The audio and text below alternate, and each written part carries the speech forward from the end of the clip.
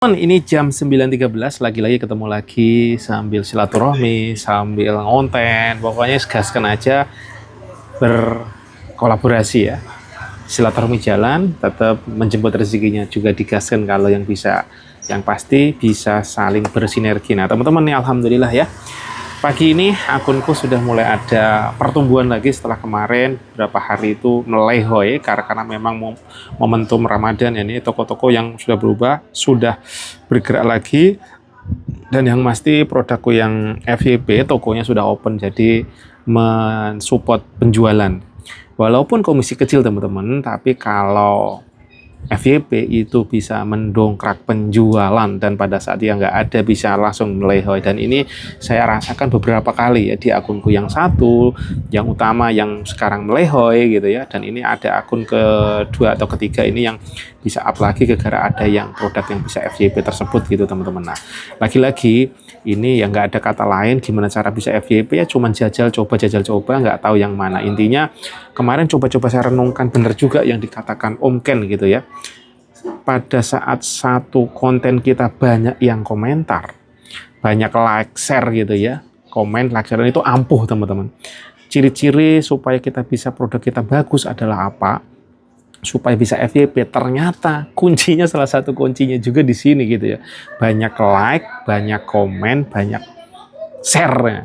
Nah itu salah satu mana itu, kalau yang komen lebih ampuh lagi menurut saya, karena yang terbukti memang videoku yang FYP itu yang komentarnya banyak banget dan mayoritas, kenapa? Majority komennya negatif. Ya tetap ada yang positif, tapi ternyata komentarnya majority negatif. Tetapi sebenarnya bukan karena negatifnya ini, tapi karena banyak komentarnya terjadi banyak engagement, itu yang coba saya simpulkan sampai detik ini. Nah katanya Om Ken, gimana caranya supaya video kita itu banyak yang komen? Sayangnya nggak ada iklan yang kita kok saya iklankan tujuannya biar dapetan komenan, nggak ada itu sayangnya. Adanya dapat view, dapat follower. Sayangnya itu. Nah, salah satu yang bisa dilakukan kalau katanya saya coba dengerin Om Ken apa? Buatlah konten yang kontroversi. Makanya contoh lah, banyak yang menyebutkan dulu kalau misalkan cukuran kumis tuh ada yang menyebut bulu jembut gitu kan. Itu kan sebenarnya rada kasar, rada gimana, tetapi sejatinya emang itu normal, namanya seperti itu gitu. Tapi karena terdengarnya itu unpolite secara umum gitu, kurang sopan gitu, tapi sejatinya juga bukan suatu hal yang melanggar gitu. Nah kayak gitu-gitu contohnya. Jadi hal-hal kontroversi itu bisa menarik untuk komentar. Sorry nih, di luar ada musik, nanti saya kena copyright lagi. Saya pindah posisi dulu guys, karena di luar ada yang nyetel musik kenceng-kenceng, bahaya nanti saya kena copyright. Nah, tahu soal punya mau musik kenceng banget. Kita geser aja, moga-moga di sini nggak dengeran ya. Nah itu teman-teman, jadi salah satunya bikin konten yang kontroversi di hooknya. Hook oke, tambahin kontroversi, pantes ya. Kalau kita perhatikan teman-teman, para artis, contohnya artis itu banyak yang bikin kontroversi. Jadi tujuannya adalah supaya masuk pemberitaan.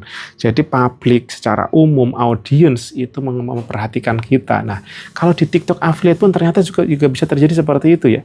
Jadi supaya konten-konten kita up, itu salah satunya bikin kontroversi. Makanya ada yang siapa ya? Kalau Om Ken saya perhatiin tuh, saya kan apa gitu, jadi di kontroversi dibikin gitu. Kalau memang suamimu beraknya bau, toiletmu ceraiin aja. Itu kan kontroversi. Tapi gitu-gitu tuh menarik si penonton untuk menonton. Sudah nonton, komen dulu, komen banyak, nanti cenderungnya banyak yang kecenderungannya akan ada yang orang yang beli, naik kontennya. Beuh. Nah itu. Nah, bisa juga bikin konten yang senggol-senggolin dengan hal yang kekinian, misalkan ya kayak Fuji itu kan joget-joget apa? Jogetnya apa Bun? Namanya Bumble.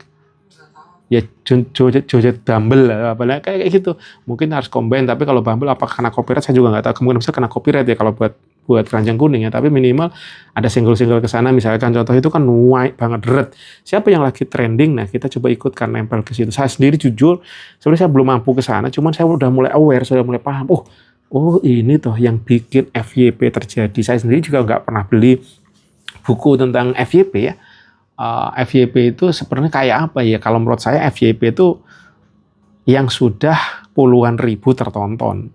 Ya bisa 20.000, 30.000, 50.000, 100.000, 8. Saya tertinggi itu konten saya yang FYP itu dengan view 1 juta berapa ya? Tapi sayangnya itu saya nggak jualan di situ.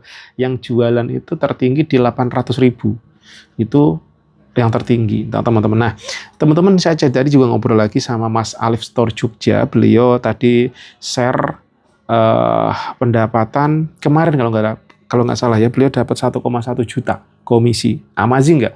Di kondisi yang lebaran, orang-orang drop, beliau malah naik, guys. Kenapa? Karena beliau menemukan produk yang ternyata bisa up, terus FYP plus kena GMV Max. Ya, GMV Max itu ibaratnya apa ya? Iklan gratis, guys. Tetapi ada resikonya juga. GMV Max itu kenapa? Resikonya adalah komisinya akan diturunkan oleh seller. Karena yang iklan seller, naik cenderungnya bisa jadi akan diturunkan. Karena katanya berbagi share keuntungan. Nah, si seller bisa melakukan itu. Karena kemarin beliau sampai diturunkan jadi 1%, guys. Akhirnya komplain, kalau saya sudah ngomong di video sebelumnya, sudah FYP, kena GMV Max, komisinya yang tadinya sekitaran entah 5% atau 10%, itu diturunkan jadi 1%. Walaupun ramai ya merana juga, tapi akhirnya triknya juga dilakukan. Triknya kontak ke sellernya, nego, segala macam, akhirnya dinaikkan jadi 5%. Jadi tetap udah FYP, didorong iklan gede sama seller, penjualannya naik, dan tetap komisinya juga masih dapat yang lumayan gitu, yang tadinya diturunkan karena negosiasi bisa. Nah teman-teman, itu updateku, ceritaku teman-teman saat ini, dan di bulan ini insya Allah saya pengen nyoba terus gimana mempertumbuhkan akun. Kalau kemarin target saya cuman masih di 500, memang belum tercapai ya teman-teman, di bulan kemarin ini masih belum tercapai. Gimana caranya dalam satu akun saya bisa mendapatkan komisi 500.000 per hari, itu belum tercapai. Nah, saya akan kejar terus gimana caranya, triknya saya coba-coba, entah iklan, entah konten, terus produknya yang terkini, yang lagi laris apa, coba saya ikutin. Nah, nanti terus diupdate di video di sini teman-teman ya. Nah, teman-teman yang punya trik and trip boleh juga di-share di sini, dibagikan, dan kita saling berbagi, bercerita supaya bisa bertumbuh berjamaah teman-teman. Buat apa kita sukses kalau sendirian? Kita sukses, ayo kita sukses berjamaah. Karena sejatinya sholat bukan untuk berjamaah saja, tapi sejatinya sholat berjamaah itu impactnya apa? Kita maju bareng, kita istiqomah bareng, kita bertumbuh bareng, kita sukses bareng, kita nantinya di end-nya nanti bisa menghadap Tuhan, surganya Allah secara berjamaah juga ya. Nah, sambil coba tadi saya barusan jawab komentar teman-teman. Coba kita baca deh. Ada komentar terkini dari video saya terbaru ya. Sebentar, ternyata saya loginnya berbeda. Saya tambahkan tambah baca komentar ya. Terima kasih yang teman-teman yang sudah berkomentar ya. Ini ada komentar terbaru, saya baru jawab ya. Di TikTok suka live sharing nggak bang? Kalau ada sharing boleh spill akunnya. Jujur saya TikTok sharing saya jarang ya. Karena apa, kemarin ini saya sesekali live gitu di sore hari, di malam hari. Itu yang terjadi apa? Yang terjadi saya kebablasan sampai jam 2, jam 3, bahkan sampai mendekati subuh. Sedangkan saya ini orangnya yang biasa tidurnya cepat. Jadi jam-jam 8 itu udah tertidur, nanti jam 2, jam 3 saya biasanya udah ngelilir untuk ya bermunajat, bermohon segala macamnya, itu udah terbiasa. Tapi pada saat habit saya berubah, kacau badan saya bisa oleng. Itu yang saya jarang. Jadi saya jujur jarang lagi live di TikTok untuk sharing. Bukan sharing ya, di sana bukan sharing, tapi jujur malah saya belajar. Karena yang datang senior suhu ilmunya bagus-bagus teman-teman. Tapi sayang saya itu bukan pasukan yang betah melek malam. Karena kalau udah malam saya betek, bisa sih melek kebablasan, tapi cenderungnya badan saya oleng. Itu yang saya hindari ya teman-teman ya. Jadi saya lebih memilih mungkin saya mungkin juga akan bisa juga ngetesting kali ya. Mungkin saya bangun jam 2, jam 3, saya live-nya jam segitu, mungkin saya bermunajat live, bisa juga testing kali ya. Nah, oke, kedua. Dari masih tutorial menjahit. Bang, berarti produknya harus digas kebutuhan ya. Maksudnya gimana nih gagal sebulan? Ya, mungkin bisa jadi yang bermaksud kebutuhan sehari-hari ya kali ya. Itu sarannya dari Om Ken. Jadi pada saat orang habis Idul Fitri, itu apa sih produk yang laku ya? Ya katanya Om Ken ya salah satu produk yang tetap berjalan ya itu produk-produk yang dibutuhkan sehari-hari.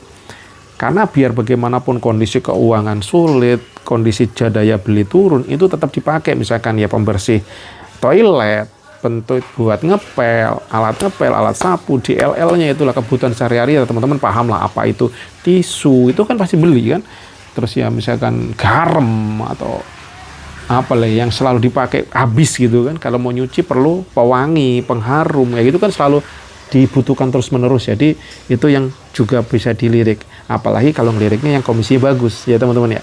Nah lagi-lagi ini saya juga proses belajar teman-teman. Saya belum bisa memberikan banyak hal yang benar-benar lakukan ini better. Belum, saya juga testing, gagal, salah, gagal, remuk. Bahkan target saya untuk dapat 500.000 per hari dari komisi saya belum bisa. Saya masih di kisaran 100, 200, OTW 300. Ya naik turunnya di situ teman-teman ya. Nah triknya lagi saya tambahkan dengan beberapa akun supaya bisa mencapai ya tambahan lah komisi itu teman-teman ya.